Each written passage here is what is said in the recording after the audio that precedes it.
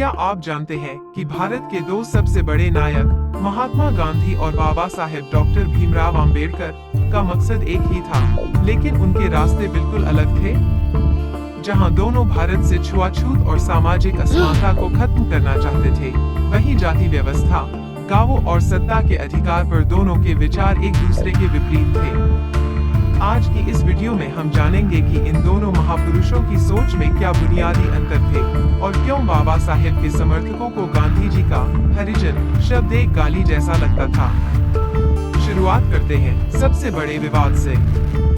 गांधी जी ने दलित समुदाय के लिए हरिजन यानी ईश्वर के लोग शब्द का इस्तेमाल शुरू किया था, लेकिन बाबा साहेब अम्बेडकर और उनके समर्थकों ने इसका कड़ा विरोध किया। दलित समाज के लिए यह शब्द सम्मानजनक नहीं, बल्कि एक गाली के समान था। इतना ही नहीं, गांधी जी द्वारा शुरू किए गए हरिजन सेवक संघ को भी दलितों ने नापसंद किया। जानते हैं क्यों? क्योंकि इस संघ की सोच यह थी कि उच्च जाति के लोग दलितों का उत्थान करेंगे। बाबा साहेब का मानना था कि दलितों को किसी की दया या मदद की जरूरत नहीं है, बल्कि उन्हें अपने जीवन पर खुद का पूरा नियंत्रण और अधिकार चाहिए। अब बात करते हैं जाति व्यवस्था की। गांधी जी और अम्बेडकर के विचार इस मुद्दे पर पूरी तरह आमने सामने थे। गांधी जी का मानना था कि यदि हिंदू जाति व्यवस्था से सिर्फ छुआछूत जैसी बुराई को निकाल दिया जाए, तो यह पूरी व्यवस्था समाज के हित में काम कर सकती है। वे व्यवस्था को सुधारना चाहते थे, मिटाना नहीं।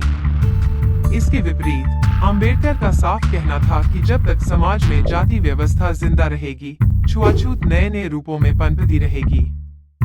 इसलिए ज्योतिराव फुले की तरह बाबा साहेब का भी यही मानना था कि जाति व्यवस्था को पूरी तरह से नष्ट अन्नायलेट करना ही एकमात्र रास्ता है। गांधी जी भारत की आत्मा को गांवों में देखते थे। उनका नारा था, गांवों की ओर लौटें।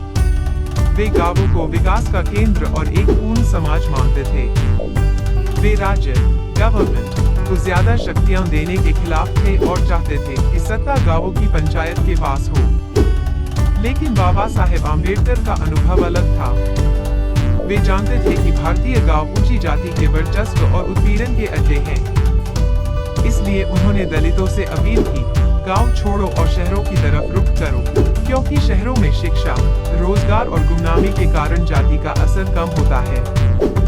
साथ ही अम्बेडकर समाज या गांवों के बजाय देश के संविधान को सबसे ज्यादा ताकतवर बनाने के हक में थे, ताकि कानून के जरिए हर नागरिक को सुरक्षा मिल सके। एक और बड़ा फर्क था सत्याग्रह पर।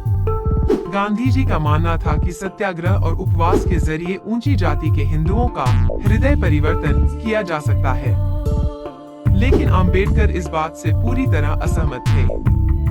उनका मानना था कि सिर्फ बातों या सत्याग्रह से शोषकों का दिल नहीं बदला जा सकता, क्योंकि जाति प्रथा से उन्हें सीधा आर्थिक और सामाजिक फायदा होता है।